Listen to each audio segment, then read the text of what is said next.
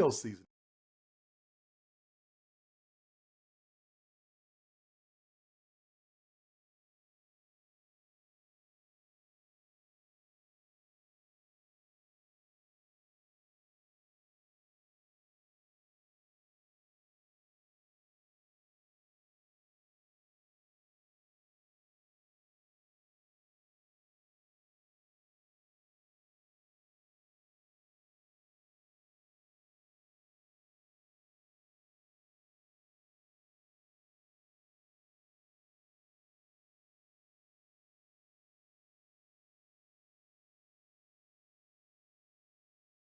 Love and Marriage. So I have with us Lamisha. Lamisha, say hello. Hello.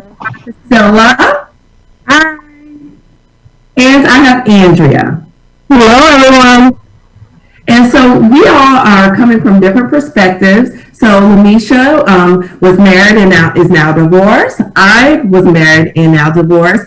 Ms. Andrews has several perspectives. She was happily married, but she is also a divorce attorney in Florida. And we have Ms. Priscilla Ray, who is a dater. So she is on the dating scene. So we're going to start out by I'm going to ask certain questions, and I'm just interested to hear the different perspectives everyone has on love, marriage, and dating in the year 2020. So I decided to basically use the platform of, it was a book basically written by Lala Anthony, and the book is called The Love Playbook. And when you look at the book, there are several titles of each chapter that spark some interest. And I'm going to use those today as our talking points. So if you haven't read the book, it's a wonderful book. You need to order it on Amazon today. But it basically gives a playbook, and it kind of uses some of the things that you would actually see in basketball. And she relates that to love and marriage, okay? And some of those topics are very interesting. And so I'm going to start the conversation with a topic or two. So, number one, life has taught me that sometimes you have to reevaluate your lines in the sand. So that was like chapter 2 in her book. So my first question is, when you're looking at dating or marriage or some of the things that you either tolerated in your marriage or some of the things that when you're looking for someone to date and you have this list, right? You say, I would never do this. I would never allow this to happen. How has that changed? And do you think that line in the sand kind of changes as time goes on? So whoever would like to start, I don't want to put anybody on the spot. I usually put you on the spot. But since it's the first question, so when you're looking at the line in the sand, how do you feel about that? And do you think it should change when you set standards in relationships? Well, I think it's a tricky question because you have to have standards, but I find personally those lines do move. They do move as you get older, as you have different experiences. Those lines do move. I remember having a conversation with Lydia. We'll talk afterwards. I'll remind you specifically what it was, but we were in college and we were walking around the park, Lake Ella in Tallahassee, and we were just having a conversation. I said, "Oh, I would never do this in a relationship." She looked at me. She was like, "Girl, okay." So I think the line definitely moves. It definitely moves for me anyway, just based on your experiences that you go through and as you get older and you go through different challenges. Okay. Misha? Well, just like Angela said, as you get older, it definitely changes. So when you're young, the saying they say young and dumb, but you're just young and inexperienced. So I'll say that you do try different things. You have standards, but at that time, it's just, getting your feet wet. Mm-hmm. And as you get older, through experiences and challenges, things change. And it also changes with the person. It depends on that person you meet and where they, their background, where they're coming from. Sometimes, you kind of adjust to things. But you don't, I will say you don't just let your guard down, because one thing about the experience is, your guards go up every time you learn something new, and then you gradually, as you get to know that person, you allow them to come in. I like that. So that brings me to the next one. I'm going to ask Miss Priscilla to answer this. But in the book, Law mentions, she basically has a theme throughout the book, and the theme is on self-respect and setting values and standards to yourself. Mm-hmm. What do you think about that, and what role do you think in dating that plays in who you choose to date and how they see you? So basically, you have self-respect and you set certain values and standards for yourself. How has that played out, and how important do you think that is? Well, it's very important, because you have to have boundaries. And I found out in dating that I didn't have boundaries, or I didn't know how to establish those boundaries. And so a lot of men that I was drawn to, or a lot of men that I ended up dating, they would kind of come in and just kind of run over things. And so I had no voice, because I would allow them to pick and choose what avenues we would go down. And so another thing that I learned is, when you guys were talking about the standards, is that you have non-negotiables. Like, what are your core values? What are things that you absolutely cannot accept? Now, you can have the list, but in this society, the way the world is, you're going to have to throw that list away. You just throw it away. But you got to set those core things. What are some things that I absolutely cannot tolerate? And once you set some time where you understand who you are as a person, then you're stronger in that dating role. Because a lot of people come and they pretend to be who you want them to be. And so a lot of times in dating, you meet a lot of guys and they ask you up front, oh, what are you looking for? And then they automatically try to be that person. And so a lot of times when they ask that question, I swerve around it and I say, I want somebody who's nice. And I just leave it like that. I want somebody who is respectful. And I don't go down my list. Otherwise, they try to be that person, and then in the end, time, because you realize that they aren't who they are pretending to be. Oh, so you kind of meet their representative. Yes. And you've given them a playbook as to who the character needs to be. I thought when people asked that question, they were trying to be thoughtful and just trying to see if we were good and fit. No, it was a darn trick. Yep. So that brings me to my next question. So today, I attend New Life Baptist Church in Decatur. And one of the things Pastor Harris said today was, Satan exploits unmet needs. So what you just said. And so what when I say that, what does that mean to you in the whole scheme of dating, and when you looked at choosing someone to actually move forward with marrying? What are your thoughts on that comment? Satan exploits unmet needs. Mm-hmm. So a lot of times we say, as Christian women, we pray. And we pray to God, this is what I want, this is what I need. But just like God hears your prayers, Satan does too. So he will use those things that you say are holes. You want your mate to be your half. Where you're weak, they're going to be strong. And so Satan will also send you somebody who meets that criteria. And so you have to be prayed up. You have to have a spirit of discernment, so that you can evaluate that person that comes into your life, whether they are a man of God or whether they are really a trick of the enemy. Because he will come in and he comes to steal, kill, and destroy. And he will see someone who you think is checking off those boxes. So you have to be very careful. And I think you have to spend some time with yourself and really evaluate, who you are as a person. And if you have things that you feel like another person, you have to have the other person to fulfill, then that's where the devil comes in and he's going to trick you, because another person is not going to feel that. When you become together as one, as a marriage, it's going to be two wholes coming together and not two halves. And so I think a lot of times when we say, oh, he's my other half, that's when we kind of start getting down into some trouble, because we need to be whole when we come together with another person. I like that. Andrea, did you have any comments? Well, I agree, of course, with everything that she said.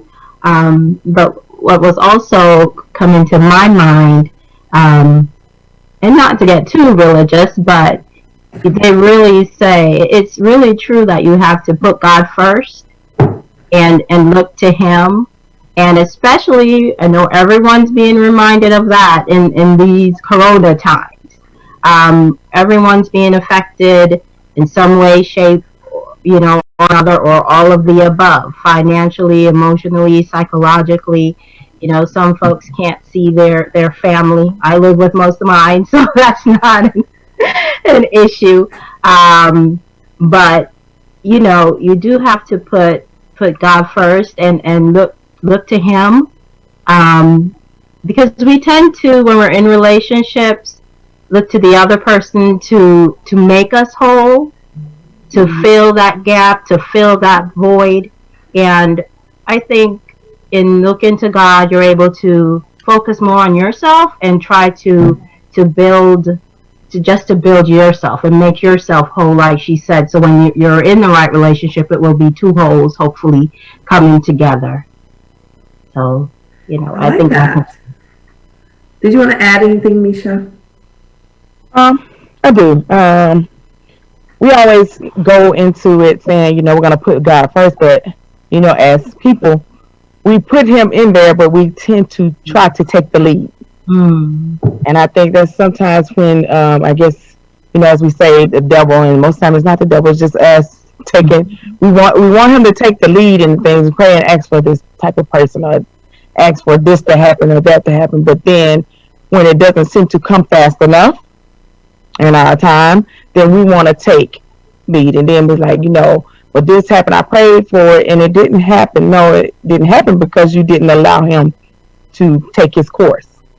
So that's how I see it. I agree with that, because we love to blame stuff on God, knowing that nasty flesh. That flesh can get us in trouble. We try to rush things. We definitely try to rush things. So I love that. But even when you're looking at your own trauma, and you're looking at some of the experiences that you may have, like it may be your relationship with your father, or again, some sort of trauma that happened in the past, and then you take that with you, and there are some people that prey on it, but then you also have people who want to be, that Captain Save-A lady. Okay? They're looking for someone who is broken, Yes, so that they have a project. With that, what happens when you start working on yourself and build yourself up? Now you're no longer a project. And then issues start happening, because it's kind of like, well, who is this lady? This is who I'm married. And then you find yourself either having to be stuck in that place to make things work, or now you've become this whole person, because you built yourself up or whatever. And now this person isn't being fulfilled because they need to have a project to work on, and you are no longer that project for them to work on. So that is really interesting. So what we're going to do is we're going to take a little quick break, and then we're going to come back and continue to have our discussion, looking at the different topics in the book. So thank you so much, you guys, and take a moment to listen to these few words. It's a sodium-free and sugar-free blend that's versatile enough to put on anything. One of the first blends I developed more than 8 years ago, the Creole seasoning has an unmistakable aroma, a bold flavor, and a little heat for character. Every time I open one of these bottles, I hear trumpets and big band music. For my people that don't get to see me, trying to remind you who you are, just like in Romans 3. See, we about to blow across the world just like a day that's breezy. This motivation for the people and this classic Bible teaching say, make this for my people that don't get to see me, trying to remind you who you are, just like in Romans 3. See, we about to blow across the world just like a day that's breezy. This motivation for the people and this classic Bible teaching, hey, motivation. The Cuvée Group is a Florida-based marketing and training consulting firm. We help businesses communicate to their target audience and engage them in conversation. We also help to expand their audiences, which will ultimately result in growth for those organizations. In addition to being a certified constant contact specialist, my colleagues and I are also certified in John Maxwell Leadership Principles. We use these proven principles to conduct workshops, training, and private coaching sessions for individuals and companies looking to take things to the next level. Contact us to schedule a free consultation. Issues today, don't delay, call Cuvée.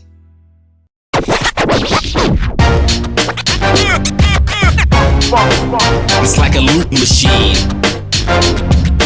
All around town, people trying to get down.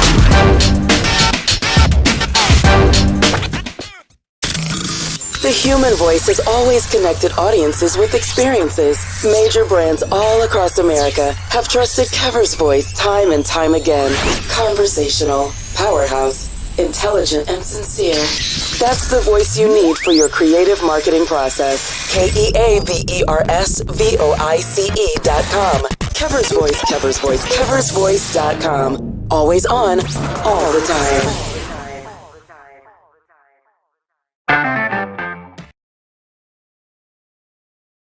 Welcome back. And don't forget, you can always comment on our page if you have any questions. You can also email us at wearethebrunchbunch@gmail.com. If you have any questions or any follow-up questions you have for any of our guests, you can always email us there as well.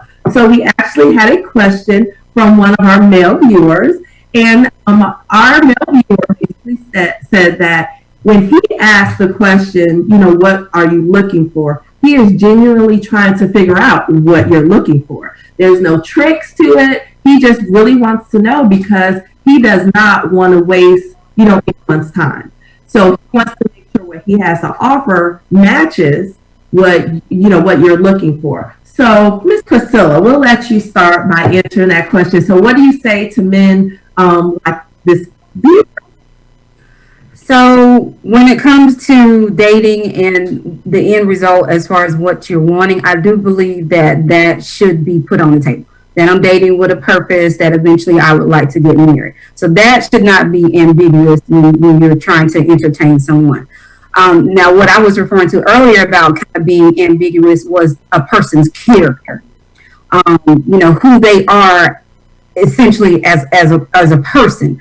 Because, when you're looking and you say, oh, I want someone who's a Christian, and I want someone who is smart, and I want someone who, likes to go outside and hike, and I like someone. So when you start listing all those things, and they may not meet all those things on your list, then they kind of improvise and they pretend that they like those same things that you like, or they, so they try to match what you say you're looking for. And sometimes it may just be, I just really want to know this girl, so I'm going to say I like okra, even though I don't like okra. And so, sometimes they get a little, over ambitious, and they say things that they really don't mean. But then, I just experienced this 2 or 3 weeks ago where I met a guy, and he said, he was dating with a purpose, and he wanted to get married, and it was a week. And we spent a long time on the phone talking, 11 hours and 8 hours every day on the phone talking. And then we even met up. Now it's quarantine. I'm supposed to be staying in the house.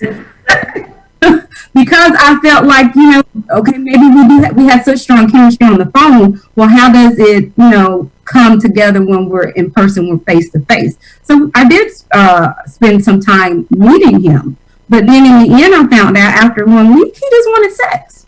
So came and he acted like he was, my Prince Charming, knocking off all the things that I'm looking for. But in the end, he was like, okay, what are we doing? Because, we got to move out of this little parking lot. We were meeting at a school and walking the track. Now he wanted to come to my house. Boo, it's been 1 week, boo. No, we're not going to my house, and for what and for why, And then he was like, you act like you don't want to do this and you don't want to do it. It's been 1 week.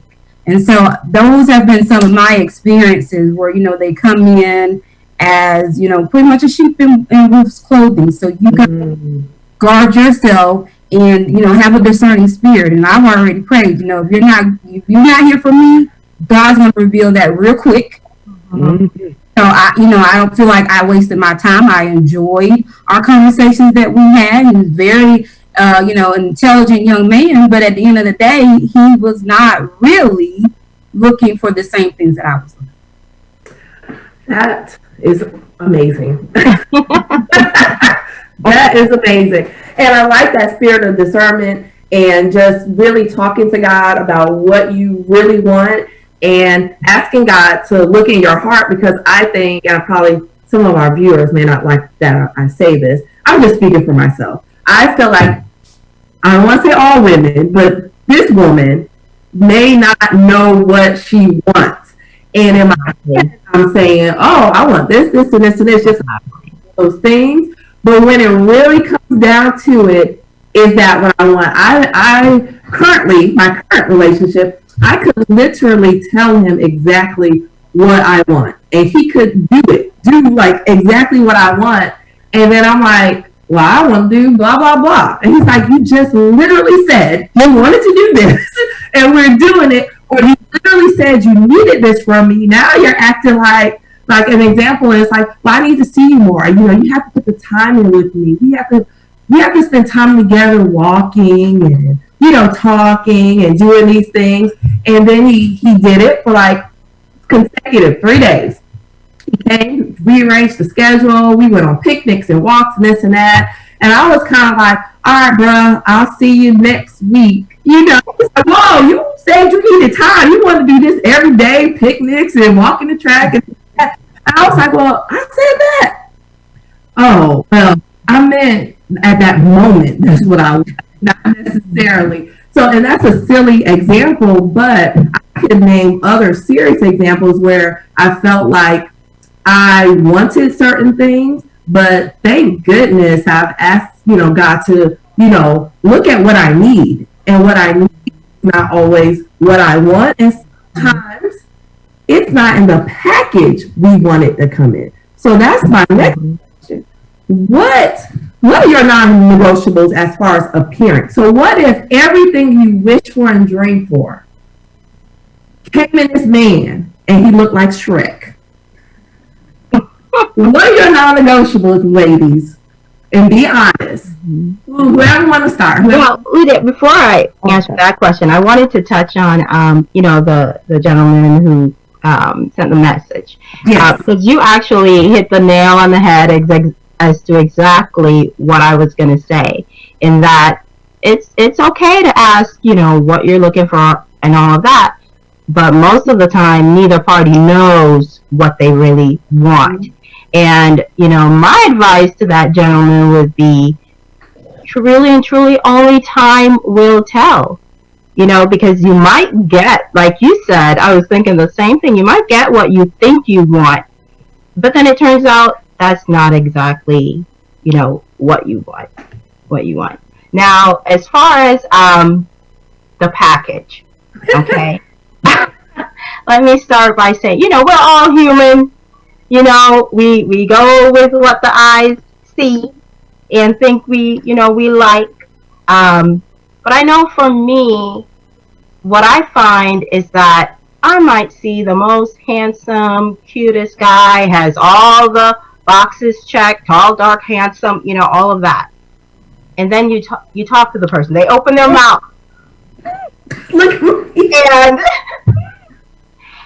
And he literally, their features change. Like, I'm always amazed at that. But it just happens that way. It's like something happens when, whether they're a sexist person or, they turn out they're a womanizer, or, the things they say, and their features literally change before my eyes. And so, I've met guys where you're like, okay, you probably wouldn't look at them twice, but then you start to get to know the person, and that's where, the saying really comes true, that beauty comes from within. Amen. Okay, so that's my Amen. Go ahead, Misha. No, I was just like Andrew said, you that package. It's more so now, like I say, it's so much because I'm older now. Before you did want that, particular thing, that physical, you didn't even look at the mental back in the day. Is that you just that physical appearance just blew your mind. Now it's more so what's inside, and I'm talking about inside for real, in your heart, in your mind. You got to have a brain on you and common sense. Like they're saying, is common sense is not common. You find that out so much because sometimes when they say things like, "Did that really come out his mouth?" you know. And sometimes what comes up does come out, and then they'll say, "Oh no, I didn't mean it like that," but that's what they really meant. Like Priscilla said, she's talking with this guy, and at the end of the day, all he wanted was sex, and they will portray that thought of whatever you say you want. One thing, I learned coming into relationships now, I'm not more so telling guys what I want because, like Angel say, really, you don't really know what you want until it happens. But I know I can tell them what I don't want. Yeah. And now that I'm older, grown, and have more sense about it, I can tell them what I need because I know what I need. And it's not like I'm going for it like I'm gold digging or anything. I just know what I need. It's like a fill in the gap. Because right now I'm going with life. I'm able to move, especially since I've been divorced so long. I'm able to move, and I know what I can do on my own. So it's not like I just need you to filter in, but I need you to be able to fit in so that this chain can keep moving. So I don't need anyone to just fill it in just a little while, and then I need to get water and oil and all of that to keep it moving again on my own. I need someone to make sure that it's going to continue. It's kind of like a plant, continue to grow. I don't need something that later on I got to go pick the dead leaves off. You know what I'm saying? So it's easy to say that, but that physical package, okay, we want that. But if it's, believe me, I used to say I want to, because I'm tall. I wanted that guy that was at least 6'3", 6'4". He got to be built. He got to have muscles. He got to have that. But look, time with time, I don't have that physique that I used to have. So it's not like I could come in doing this checklist saying all of these things. But this is I really don't want to pre-made because it's always when you got that checklist of something you want, you're gonna leave something out, and then when you see that missing from them, it's like, oh man, got the one. So something that you can build upon. You all can build upon each other. So Yeah. you can build what each other want, and need.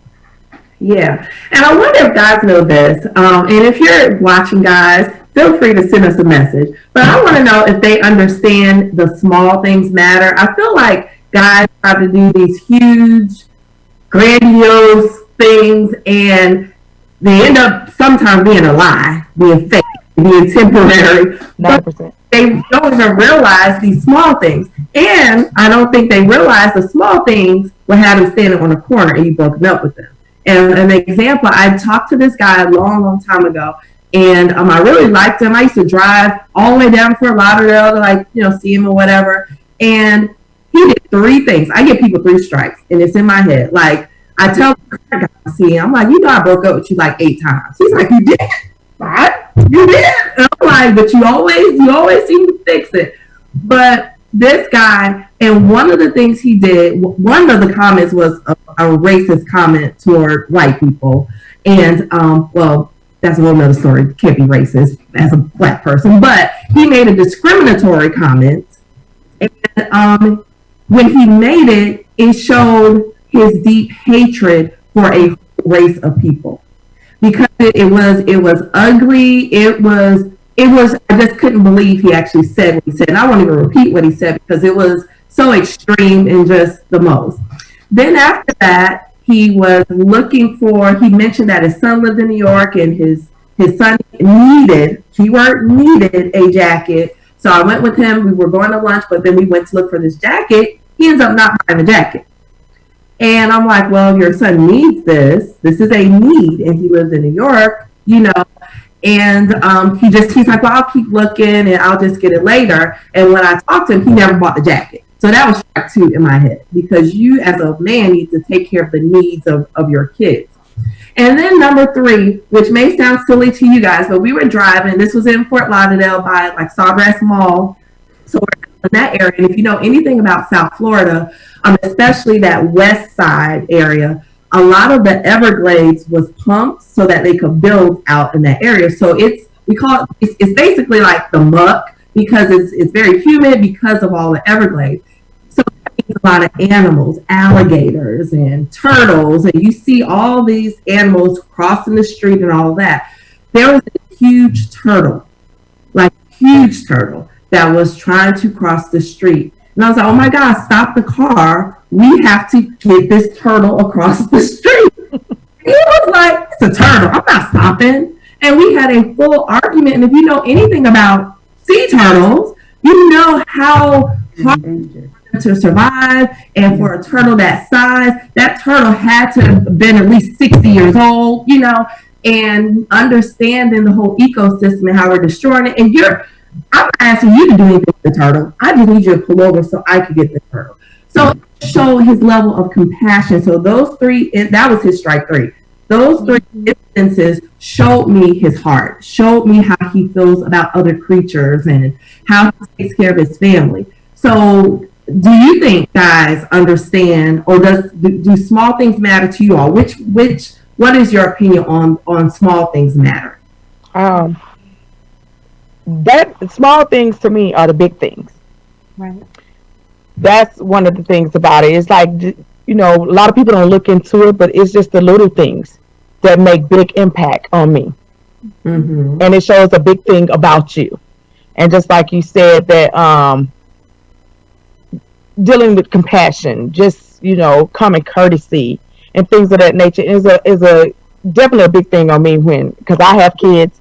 Even if the person doesn't, but if you have compassion for kids, you have compassion for others, just showing how you reach out just to do things. Just simple thing. If we are at a establishment and you see an older person and they seem to be struggling with whatever they're struggling with, and just the fact that you walk over just to ask them, they might say no because you're a stranger. But the fact that you go over to show that you're compassionate about seeing what their needs are, that's a great impact on me.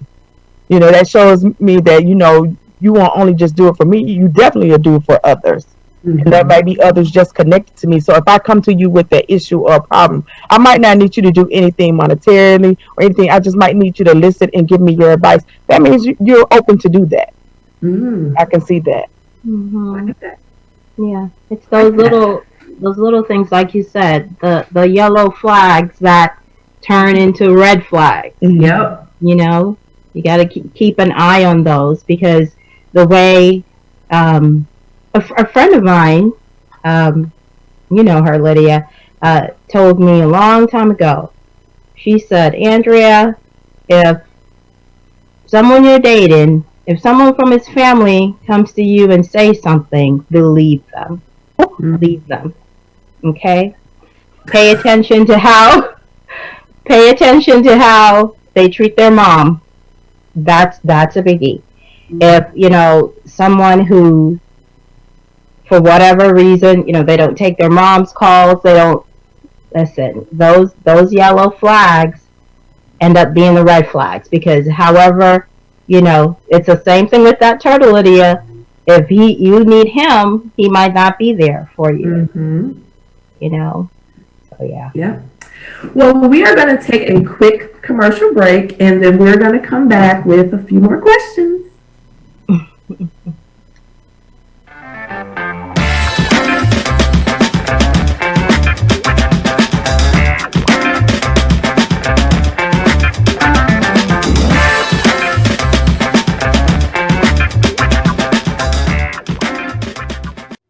Now, you can't live in Texas and not have a good red meat blend. Texas Cowboy Dust is designed for steak and other red meats. It's out to be my most popular spice blend, made with onions, peppers, ground mushrooms, pink salt, and other spices. Texas Cowboy Dust also goes great with chicken, pork, vegetables, and adds a restaurant quality sheen to gravies and sauces. Majesty is a premium health and wellness tea line focused on bringing delicious yet healthy tea blends to the community. Filled with an abundance of vitamins and antioxidants, we work to blend teas with exotic spices and fruits to produce scrumptious and wholesome beverages. So check us out at mymajesties.com. That's MyMajesties.com. My Majesties, an Urban Passport member.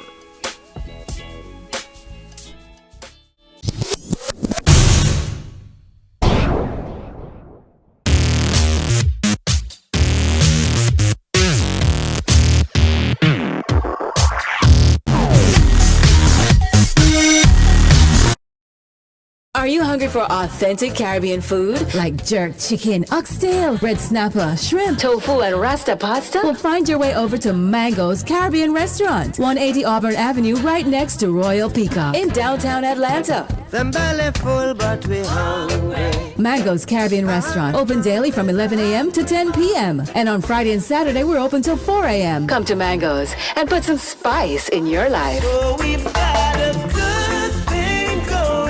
Mango's Caribbean Restaurant, 180 Auburn Avenue, right next to Royal Peacock in downtown Atlanta. For more info or directions, call 404-698-3992 or log on to mangoscaribbeanrestaurant.com. For instant coupons, text MANGOS to 313131. Tell your mama hungry, papa hungry, brother hungry. Mango's Caribbean Restaurant, authentic Caribbean cuisines. Open up the door, tell your mama hungry. All right, welcome back. So I have another question. Chapter 6 of Law's book, The Love Playbook, she talks about shacking. And so chapter 6 is the pros and cons of shacking. Does that make or break a relationship? So whoever would like to just slip your hand in the air, whoever would like to start with that, if you've ever shacked before, or if you haven't, but you would consider it, or if you would never do it again. So what are your thoughts on it? I'll start.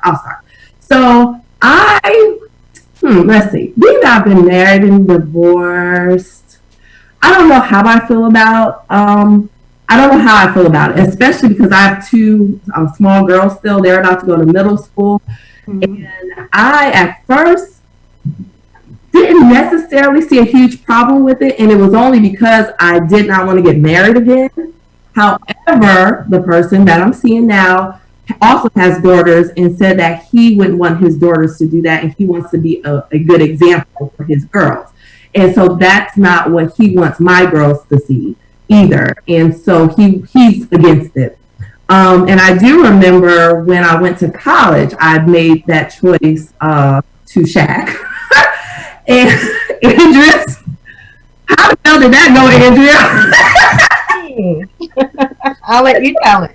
Listen, she zipped it. She had that in a treasure chest. But we have some stories about that. But I do remember when I decided to do that, the guy I was with at the time actually wrote a letter to my mom to tell her, because I didn't tell my mom. And this person is Malik's dad. But he wrote a letter to my mom because we had dated since I was 16 years old. So the whole family knew him, and he just couldn't do it without my mom knowing. But then my grandfather found out. And so I sent him a letter because my grandpa would, often say, hey, picnic, what you need, for school, this and that. And after he found out, his response was so funny. I wrote him a letter and just said I needed, some money for books, for college. And he said, oh, so I heard you and this person is living together. And I said, yes. He said, well, why didn't you ask him for money for your books? So that's when I got cut off. And I say that to say, because, if you're with someone and you make that choice, like I'm thinking about my daughters, if they, when they're in their 20s, whatever, if they make that choice, you're also saying this person is able to take care of you. And if you're making that decision to be with someone without that commitment in that way, they also need to be able to take care of your needs as well. So with my two stories, what do you guys think about it, especially where you are as far as your age is concerned, as far as your background is concerned, and just what you're willing to accept and not accept? Okay. Well, I'll start. So earlier when Lydia made my introduction, she she was a bit vague because you said I'd been married before, but you didn't follow up with, well, why is she no longer married? Well, it's because my husband passed away about 8 years ago, actually. And as far as shacking up, we did shack up, but it was after he had already proposed. I was moving to another state for law school. He proposed. We decided, okay, we're not going to do the long distance thing, and he moved with me to Michigan. As far as my views on that, I'm split because I think it's important because you truly get to know the person. They say see me and live with me, two different things, right? So I think it's good because you actually get to be around that person more and see how they are. It's not okay, temporary, you come over for the night or you spend the day together and then you go your separate ways, because it's easy for people to keep the fakeness up, but when you live together, they can only keep it up for so long. But on the other side of it, I would say, well, for how long? That's where I have the issue. How long are you going to be shacking up? What's the end goal there? Are we on the same page? That saying, why buy the cow when you can get the milk for free, right? Mm-hmm. So that's my 2 cents on that. I like that. Anyone else want to comment? Well, I'll say I'm in the same boat like you, Lydia. I have 2 young girls, almost preteens. So it's a no for me because I just feel as though I want to lead by example, and I want to just be, not that it's anything just bad, I would be doing anything crazy, but I just want to show them the ropes to the traditional way, I'll say. And just the fact of just getting, I can get to know the person, without, we can have a great relationship together, not living together. I think it's just a lot, just having my 2 young girls subjected to another male in the house that's not their dad. So. All right. So, Miss Priscilla, I'm interested to hear your perspective, being that you have not been married yet, and if you had that total package, right, and you weren't sure if it was going toward marriage or whatever the case may be, but he presented that to you, how would you feel about that? It's so traditional, and I would be talked about in my family if I did that. So my answer would be no. Now, I wouldn't be opposed if we were, like Andrea said, engaged, and maybe a month or 2 right before the wedding, we decided, because I have a house, hopefully he would have a home, maybe we would have to purchase a new home together, or I move in with him, or whatever that case may be. But I wouldn't be opposed to doing that. But if it's just we're boyfriend and girlfriend, and I just want to move in, whatever, the answer would be no. Okay, all right. So we have a question from some of our audience members. So this question is, how do you handle dating a man with a child? At what point should the child be introduced to that other mate? It's a relationship that is headed toward marriage. All right. So I'll start. I think it depends on, because I am dating someone with kids, right? I think it depends on, number one, if it is a serious relationship, and as soon as you guys realize that this is serious, because I don't believe in getting kids involved and getting them, they've already gone through some kind of trauma or whatever, when you're looking at if they were divorced or something like that, so they've already dealt with that breaking up of a family and they feel a loss already. So I definitely would say when you know for sure that it's headed toward that path.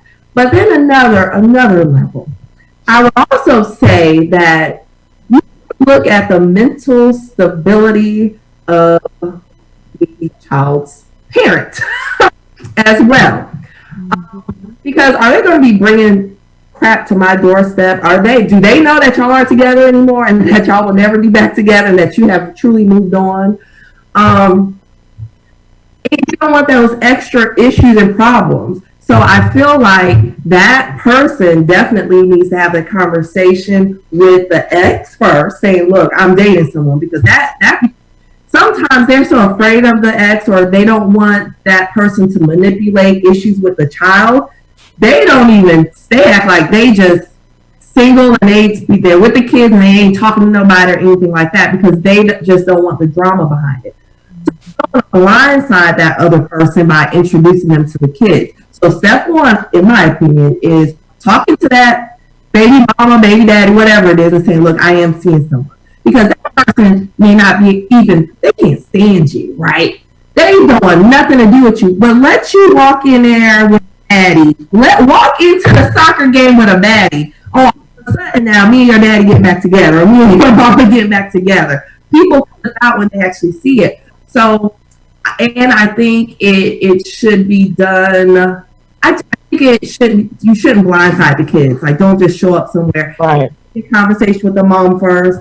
Then you sit down and you talk to your kid and say, I want you to really meet this person, and I really care about this person. That doesn't mean I don't care about you, and all that kind of stuff. So I think it's a process. And if it doesn't happen, those are some red flags, and y'all need to have a conversation about that.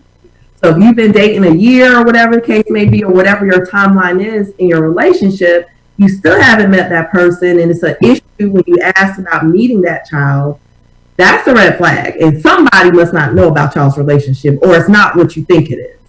What do y'all have to say about that? I know, for me, I see it a lot with my divorce cases. So the first thing that came to my mind is, well, definitely do not do an introduction until the divorce is finalized. You want to create some extra drama, because as we all know, kids talk. They will go to the other spouse's or soon to be ex-spouse's home and blab their mouth. Oh, such and such was at the house, and we went here and we went there. You want to create some drama, that's exactly what will happen. So my advice is, like Lydia said, communication is key. No matter what's going on, the situation might be with you and your ex or soon to be ex, include them. You're not asking their permission to date. It's nothing like that. It's about putting the kids first. The court looks at what's in the best interest of the child. A lot of times I think the court is more concerned about the kids than the parents are. They're trying to do what's in the kids' best interest. But, with the parents, a lot of times, and I don't know if it's because, during the marriage, you didn't make it about, they don't make it about themselves. And so now that they're in this position, it's about me now. It's time for me. But you have these kids who are in limbo. They have to be dealing with both parents still. So, and also Lydia mentioned earlier, not just the mental stability of your ex, but, think about the kids, their psychological, stability is important as well. So try to make a transition, not just, oh, here's this person, take your time and communicate with your ex. Try to catch more bees with honey than with vinegar, as they say. So yes.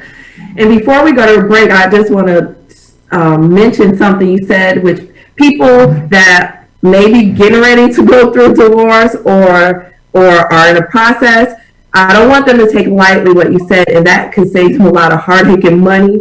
But dating while you're going through that divorce process, that is going to be one of the first questions you're asked.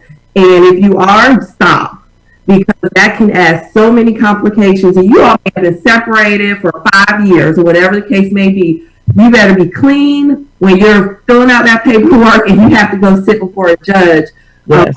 you don't want anything dirty about that process because you will end up really messed up. So that is great. That's great free legal advice. So we're going to take a quick break and we're going to come back with a few. Okay, no, we're not. So I just want to share some comments from some of our viewers.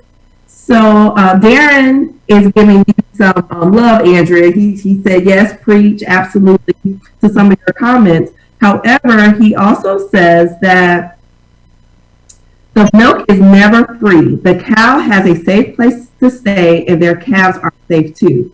That phrase insinuates that the man brings no value other than the milker.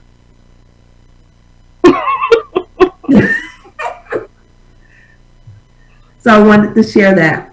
All right. So thank you, Darren, for your comments. Right. And I want to just look at, we just talked about divorce for a second, but looking at the grass in somebody else's yard, the grass not being greener. Yeah. All right. So have you been in a relationship? I'm also looking at our producer. Have you ever been in a relationship that you felt like, oh, this is not what I thought it was going to be? And then you over there looking, looking, and you're seeing Facebook and all this other stuff. And then you are like, you decide to break the relationship and move on to the next relationship. We'll come back and answer that after the break. Okay. And let me know about your experiences in dealing with that when we come back from this break. Face it, shopping for insurance can be time consuming. That's why when it comes to your auto, home, and life insurance needs, make things simple and trust the experts at Allstate. They will help you get the coverage that fits your needs while helping you bundle your life, home, and auto policies.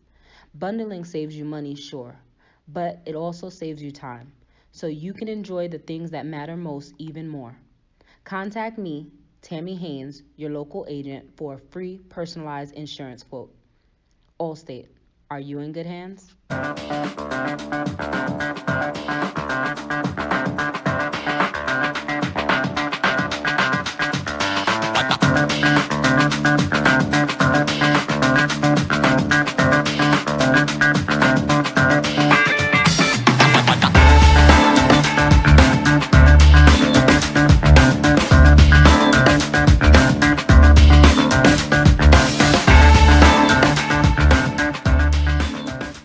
The Creole seasoning is a sodium-free and sugar-free blend that's versatile enough to put on anything. One of the first blends I developed more than 8 years ago, the Creole seasoning has an unmistakable aroma, a bold flavor, and a little heat for character. Every time I open one of these bottles, I hear trumpets and big band music. For my people that don't get to see me, trying to remind you who you are, just like in Romans 3. See, we about to blow across the world just like a day that's breezy. This motivation for the people and this classic Bible teaching say, make this for my people that don't get to see me, trying to remind you who you are, just like in Romans 3. See, we about to blow across the world just like a day that's breezy. This motivation for the people and this classic Bible teaching, hey, motivation. The Cuvée Group is a Florida-based marketing and training consulting firm. We help businesses communicate to their target audience and engage them in conversation. We also help to expand their audiences, which will ultimately result in growth for those organizations. In addition to being a certified constant contact specialist, my colleagues and I are also certified in John Maxwell Leadership Principles. We use these proven principles to conduct workshops, training, and private coaching sessions for individuals and companies looking to take things to the next level. Contact us to schedule a free consultation. Issues today, don't delay, call Cuvée. Welcome back. So before we talk about the grass is greener question, I did want to circle back to the question about meeting the children when you're dating someone with kids. So I would like Nisha to kind of share her perspective on that. I have an actual experience. I think it's very important, like Lydia stated, when the other party should be involved. a situation, I don't, Lydia tell you, I don't expose my personal life, but I just think this might help someone. In my situation, with my ex, he was living with someone, and at the time, of course, he didn't make it seem as though they were dating. And I felt that it was important because we had young kids, and they need to understand that mommy and daddy were not getting back together. I knew the situation. Um, I don't know what his whole outlook was on it, but I took it upon myself to introduce myself to the other party. I probably should have went at it another way, but I think that it really made the other party very nervous of me. But I just wanted to let them know, you know, I have kids involved, and I just need you to have their best interest. I know their dad does, but I need to know where you are on it. And their dad was not happy with that. So time went on. Well, they're married now, but in our situation, it was not until right before the marriage, and then I say a couple of weeks, that he, let the kids know. They were not receptive of that because they were okay with daddy dating someone, but to marry someone else, they felt as though, it's done. Mommy is not coming back there. That we're not going to be that happy family like some of my friends are. And my youngest, it took a toll on her really bad. So we had to, do some things to get, and sometimes we still have some issues with that, but we just have to talk things through because she's a different kind of character. She's way before her time. She's been here before. So it's not like it was anything strange to her. It's just that she was the type that she felt as though it should have came from him. And I told him that you need to go to them, sit them down, talk to them. So it took a minute for them to be receptive of it. And they're still, following with it. It's okay that he's married to her, but it's just like, they're not okay with it. So I think it's very important that you do speak with the other party about it, and then you need to think about, and you can put both heads together to see how can I introduce this to the kids, because it depends on their age, how they're going to receive it. Sometimes as young, if they're real small, they might receive it a little better. They might not. It just depends. You might have to tell a story of how it needs to happen, but it has to happen in a respectful manner to the other party and the kids as well, because they deserve that respect also, because it can affect them, in different ways. So I just think that, if someone's going through this, you need to think that through before, bringing that other party around, and just hope that, you pray that the other person, they're not going to ever love your kids like you do, because, even if they are, you say, no, nobody's going to love my kids like I do. You just hope that they have the best interests, at hand, for them. But you need them to know that. And I think that as adults, we need to come together as adults. Put everything else aside. It might be hard, but you have to put that aside if you plan on moving on. And you have to think what's best for the youngsters that's coming up, because that's the impact on how they, receive you all in a relationship, and even impact probably later on in life how they have relationships. So. That is so true. Does anyone else have a comment about that? Nope. Yeah, and so I've had similar experiences. I can give Malik's dad some credit. He basically, anytime he was seeing someone, he did tell me about it and talk through it. And there were some things I made clear, like there are some that I'm like, oh my God, trash. So I really do not want that kind of person around my kid, but I was able to have that conversation openly and honestly with him, and also let the person know these are our expectations in raising him. And when he comes with y'all in the summertime, this is what we expect, and these are some things we expect. But the flip side of that is he's in a new marriage now, and I like this wife. She's sweet and wonderful. But the first wife, Nisha, you met her. The first wife, do you know, I was on my way to work, and his dad gave me a call and said, hey, you good? Is everything? I'm like, you don't call and ask me how I'm doing. What do you want? What's going on? What do you want? So he told me, yeah, I'm getting married on Thursday. It was like a Tuesday, and I need you to tell Malik I'm getting married. I almost crashed crashed my car. Like I had literally dropped my kid to school. I was on my way to work, and I'm like, "Are you serious? You don't even have a guts to tell your 6-year-old that you're marrying this lady, but you're gonna marry her. Like if you don't want to even tell your child that this is gonna be a stepmom, then why would you even tie your life with her?" Long story short, his parents didn't come to the wedding or anything like that, so that's the indication there. But he ended up divorcing her. He saw the things that we saw, but it took him some time, and he finally saw those things.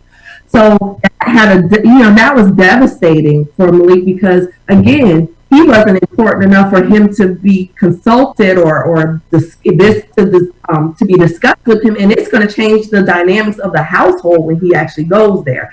And so like what you said, Misha, and I know Miss Priscilla works with students, especially some of our students with trauma, and again, a lot of times in their little world, they're not treated as their opinion matters. They're there. Parents are making decisions that impact these kids, and they have no idea the effects that they're going to actually have on them.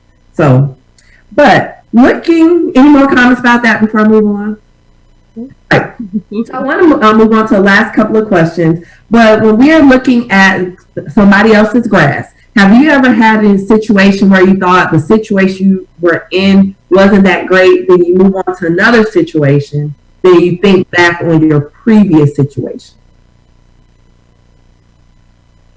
and thought, maybe I should not have taken that leap when now that I'm looking at it from a different perspective, things weren't that bad?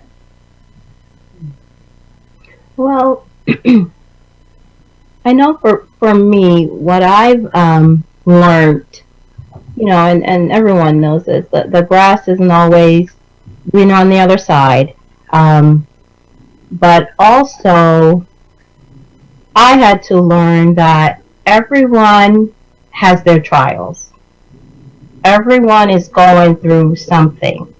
So when you're going through your trial, you might feel alone, or you might say, why can't my relationship be like my friends?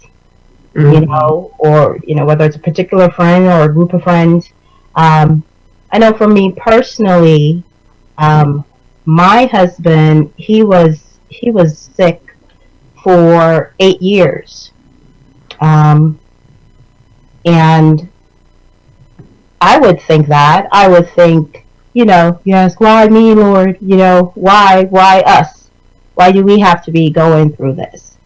But you think a friend or other friends might have it all, when in actuality they don't. And you find out later on they were going through hell. Right. At the same time you were going through hell.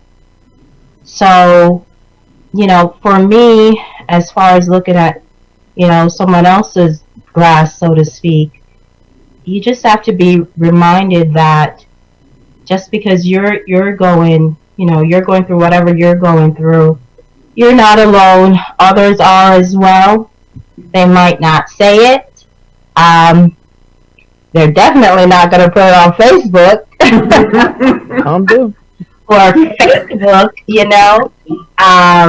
you think everything is well and they're just having a blast, but you're not alone. In whatever you're going through, you're not alone. Everyone has their cross to bear. It might be a different cross, but the burden, it is a burden, whatever it might be. And as far as, I wouldn't say that, as far as like in respect to relationships, I haven't really had that experience as far as going to another relationship and then thinking, oh, well, the other one, I should have stayed. No, my experience has been the opposite. It's more so I get out of something and then I'm like, thank you, Jesus, for sparing me. Because sometimes when you're in it, you don't see what others see.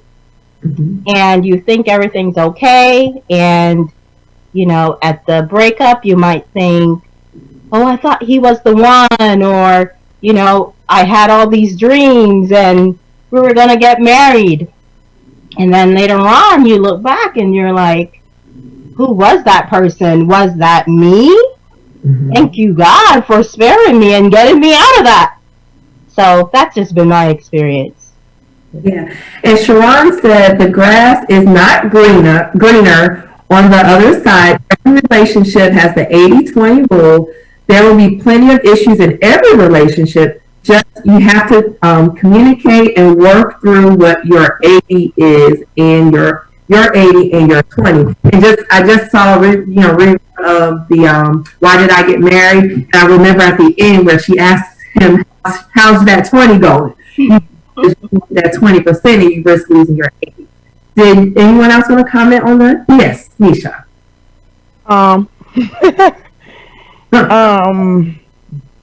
I guess mine, I'm looking at it from outside now, and honestly, this quarantine effect that we have now, a lot of people, I saw this meme someone had put in, and it's like, kind of like on a religious aspect, it's like, what are you getting out of this? And a lot of people are looking at the negative of it, but I'm actually looking at the positive of it, because I'm able to, I guess I can look at it from a lot of different perspectives. Like when I first got divorced, I went through counseling, and I didn't go through counseling for, through going through the divorce. I went it to me because a lot of times we always say what happened in the marriage, but that didn't matter. I wanted to know what's going on with me, because a lot of times we don't look at ourselves. So I wanted to know what's going on with me. So now with this quarantine, being that I had a previous relationship, I was able to search again within me. And I saw some things it's kind of like a conglomeration of this whole show of what do I want? Like Roy said, what do I want in a relationship? What do I need in a relationship? What I don't need in a relationship? And it's kind of like, is the grass greener? It was able to let me see that I needed some fertilizer in my own yard. It on that top layer, how the true green people can come out, and what they do is spray that green on top, so you can't really see what's underneath that grass. You can't see the brown that's on there. They come every 2 weeks to spray that green on top, so when people pass by, it's like, I want my yard to look like their yard. Really, if you get up close to it, you can really see that their yard is no better than yours. So, but this quarantine has helped me to see that, the better in me. So to help me better myself on the outside, because the inside was kind of shaky. Some bolts needed tightening, some screws needed tightening, and within me. And so now it's going to help me to be that better person, to help the outside to become the true green. It won't be the fake spray green anymore. So, that's just kind of how I look at it from that point of view. Your mic is... Sorry. Did you have anything to add? So the original question was, is the grass greener on the other side? So oftentimes I find myself in the dating world, meeting a guy and then, really finding out who he is, and was like, oh my God.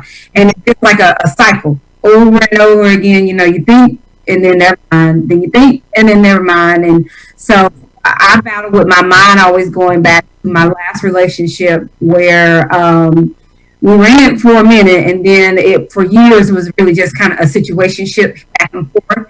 And I oftentimes go back and I think, well, he really wasn't that bad, and at least he would be a consistent, and I know what his problems are and his demons are, and I could have really probably just dealt with it. When in reality, no, I should not have just dealt with it, and eventually I'm going to find somebody that we're on the same page. But I do kind of go back in my mind back and forth from time to time, just the constant of, it's just a cycle of meeting people and we are just not on the same page. They, for whatever reason, is just not going to work. And just juggling that back and forth is just kind of tiresome. And I'm just like, listen, I just need one person to act right. I can stop this little merry-go-round I got here. Yeah. All right. And final question for you guys. Time out. So that's not, it's between chapter 4 and chapter 5. It's called the timeout. And how can I change a player? All right. So if you did not see Misha's face when I answered the question, so I'm not going to even answer it. I'm going to let you guys answer it. So how can I change a player? Who would love to tackle that first? I'll go. Okay. Well, I guess the old saying, you can't change a player, you got to change the game. That's what it is. You got to change the game. In the game, you could be that point guard in that game. A person is going to be who they are. That's just who they are. If they're a player, they are. If they put it on, it's not going to last long. You have to change within yourself. And I'm not talking about me as a person. I'm talking about that person. If that's who they are, and that's who they are, that's not the one for you. If that's not what you can't change them. They have to change themselves. And it's not going to do with time. And, people say, well, we about to get married. I know he's going to change. The day before the wedding, it's not going to happen. If believe me, they have to want to change themselves. And it could be a situation. It could be something happens that light bulb goes on and say, okay, I'm too old for this. At this age now, I have no shame in my game. I'm 46 years old. Right about now, playing games, I'm not for it. I played enough games in college. I played enough games dealing with the sports I played. Game time is over. Game time. We're about seriousness and reality. So I don't think personally you can't change a person. You can't change a player. You can't change them. I'm sorry. If you do, tell me what to do. Tell me what to do.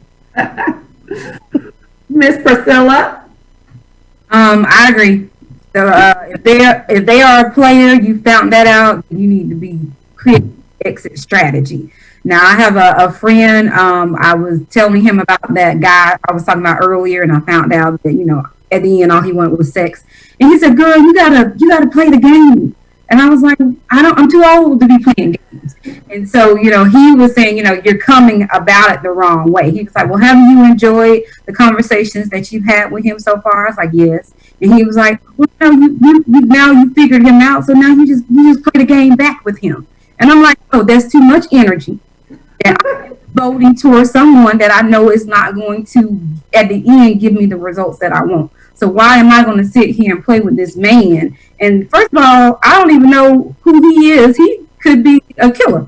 And I'm playing with him, and I'm playing mind games back with him, Then next thing you know, y'all see me on the news. Y'all don't found my body on the side of the road somewhere. So, no. So I'm with Misha. You can't. And especially at our age, late 30s and 40s, these people are who they are.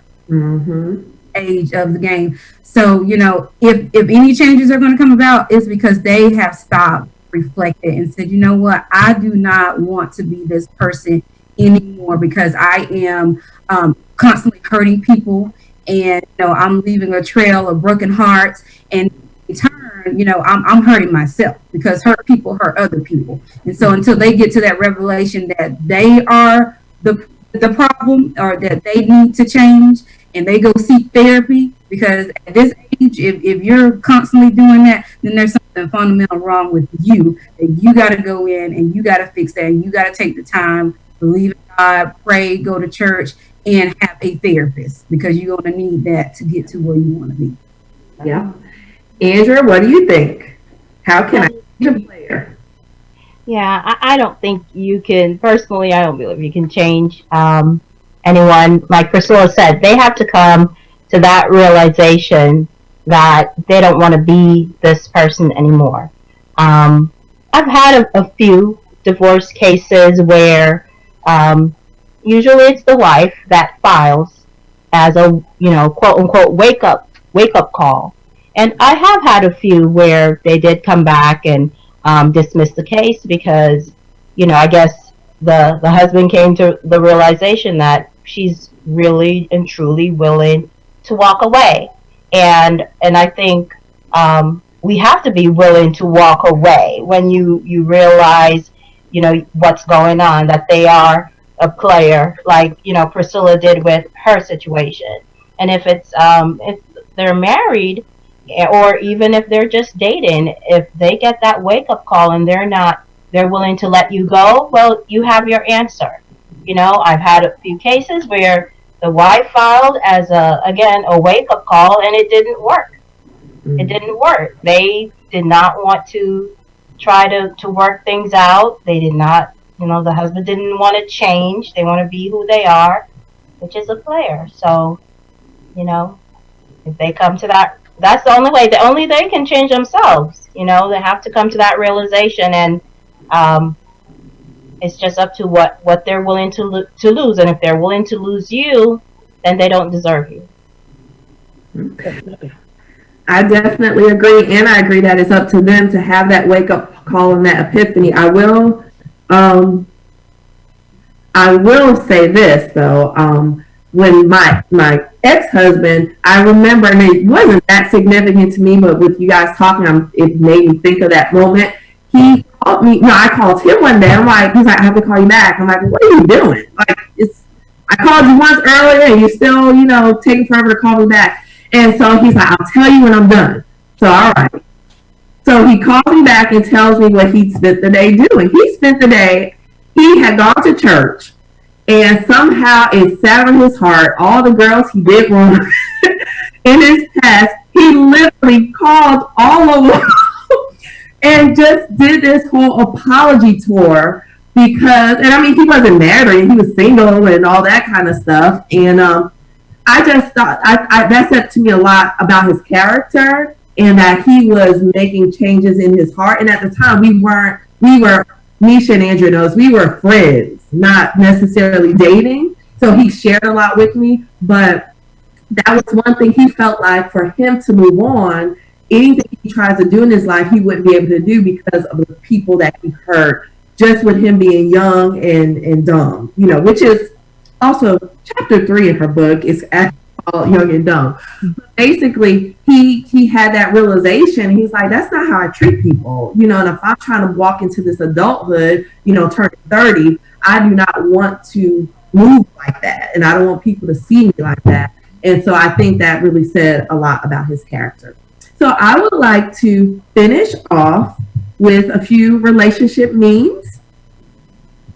And so I'm going to read them. These are just memes I thought were kind of hilarious. But my sense of humor, I'm kind of corny, so y'all may not find it funny, but just laugh. Just laugh your teeth and pretend. So meme number 1, before you marry him, listen to him chew. If you can stand that noise the rest of your life, go ahead with the wedding. Trust me on this one. I thought that was so funny. The next one, y'all married people holding up okay? I haven't seen I'm so blessed or he's my everything in a while. Going back to the fake book that Andrew said. This one is just a picture of a lady smiling, and she says, I'm smiling because they finally driven me insane. So that's a shout out to all my married friends who are stuck at home with their spouse who, they love so much. The next one, if you think you're effed up, just remember, there's someone meeting your ex right now thinking that they found somebody special. Yes.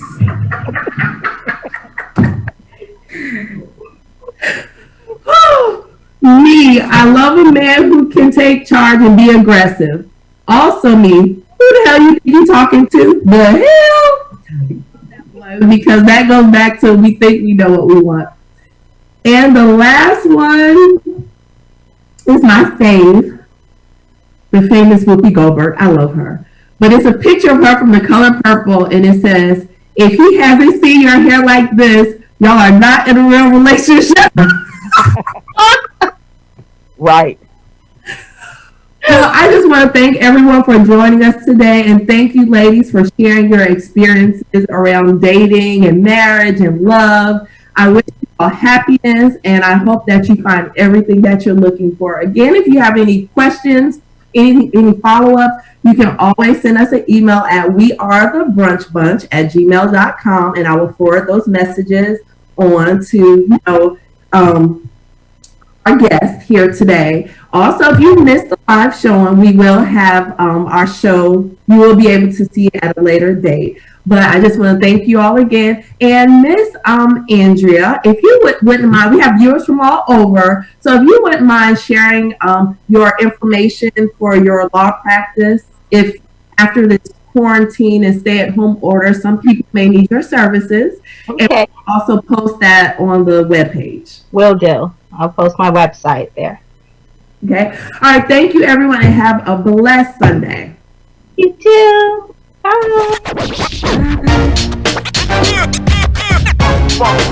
It's like a loop machine. All around town, people trying to get down.